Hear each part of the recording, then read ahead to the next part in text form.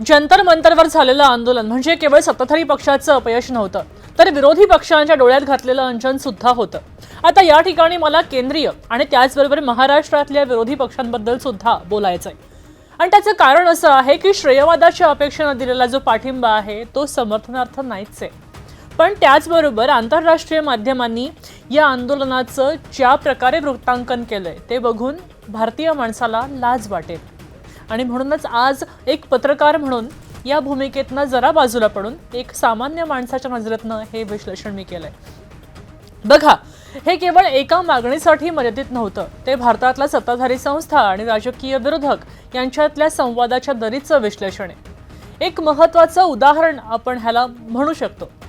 मग कोणत्याही थेट राजकीय बॅनरशिवाय हे जे उभं राहिलं होतं आंदोलन, त्यानं आधुनिक लोकशाहीमधली सत्ता आणि विरोध यांच्या भूमिकांवर महत्त्वाचे प्रश्न उपस्थित केले। म्हणजे सत्ता ही सुद्धा एक भूमिका असते आणि विरोध ही सुद्धा एक भूमिकाच असते। त्या दृष्टिकोनातनं त्या अंगानं आपण बघूया। आता प्रशासकीय पद्धतीनं चुकीचा अंदाज आणि संवादाचा अभाव जास्त जाणवला, दुर्लक्ष केलं गेलं, संवाद साधलाच नाही।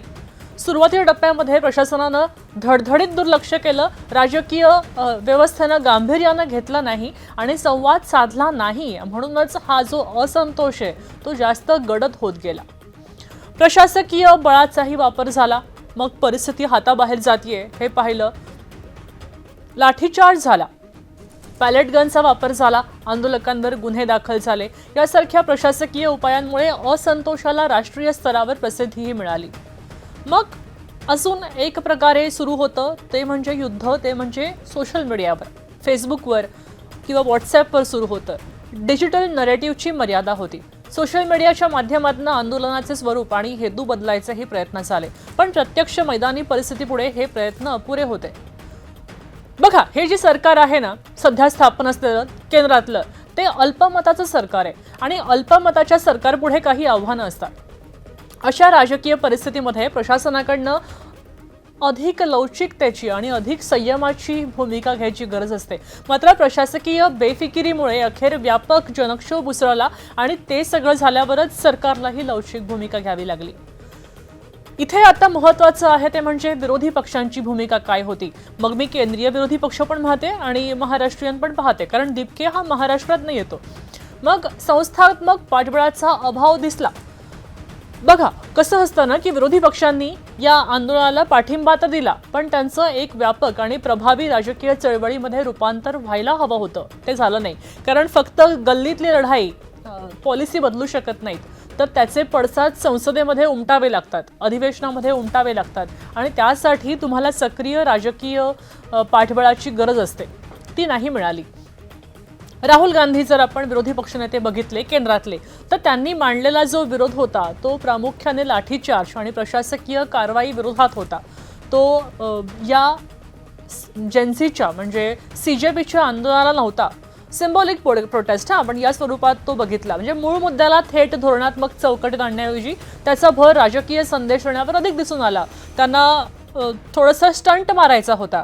म्हणजे त्यांनी काय केलं तर त्यांनी मोदींच्या घरावर ठिय्या मांडला। म्हणजे त्यांना माहिती होतं की त्यांना अटक करणारच आणि त्यांना मीडियाचं फुटेज मिळणार। आता ही भूमिका त्यांनी नव्हती करायला पाहिजे होती।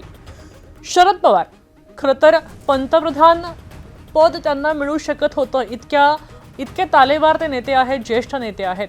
त्यांनी प्रशासकीय आणि संस्थात्मक मार्ग निवडला। दिल्लीची वारी त्यांनी केली, ती आपण बघितली। दिपक्यांची त्यांनी भेट घेतली आणि त्यानंतर मोदींची त्यांनी भेट घेतली, मोदींची चर्चा केली आणि त्यानंतर एक प्रतिक्रिया पण दिली।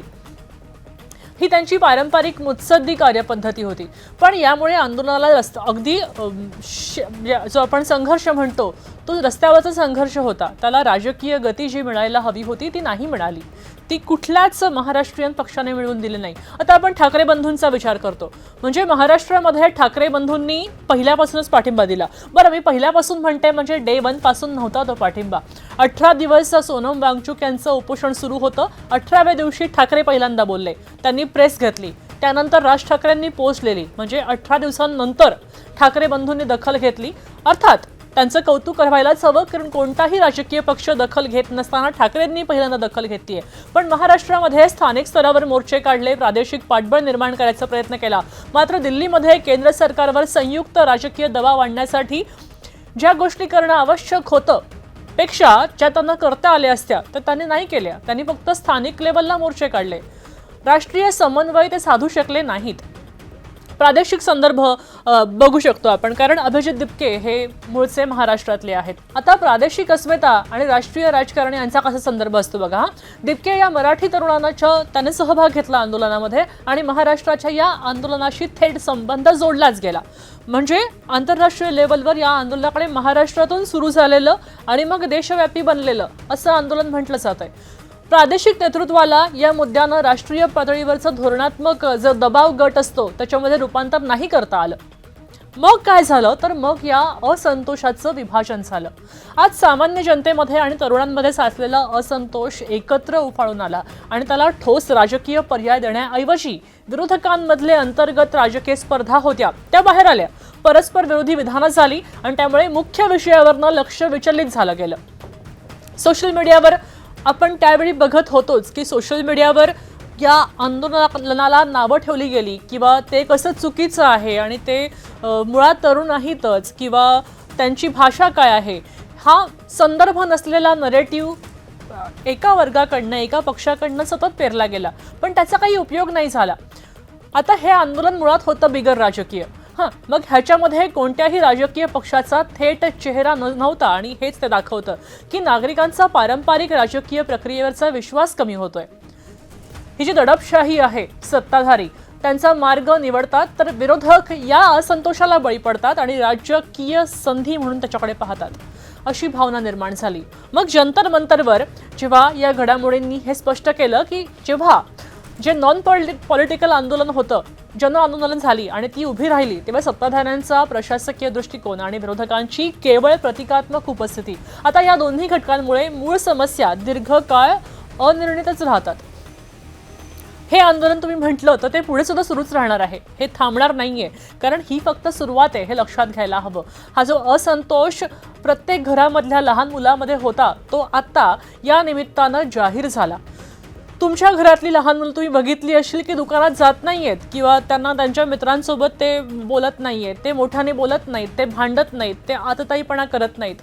अगदी नाजूक मुळमुळ असणारी मुलं सुद्धा इथं येऊन आंदोलनामध्ये सहभागी होत आहेत, कारण त्यांना स्वप्न पडतायत, त्यांना कळतंय की त्यांच्यावर अन्याय होतोय आणि त्यांना त्यांच्यावरचा अन्याय काढणं एकट्याला शक्य नाही. ती मूल घरात बसतं, पण जेव्हा एखादा तरुण येतो आणि एवढी मोठी संघटना उभी करून दिल्लीमध्ये जातो, दिल्लीला धडक देतो, तेव्हा हे सगळे स्थानिक पातळीवर असणारी मुलं त्यांना त्यांचा पाठिंबा दाखवतात.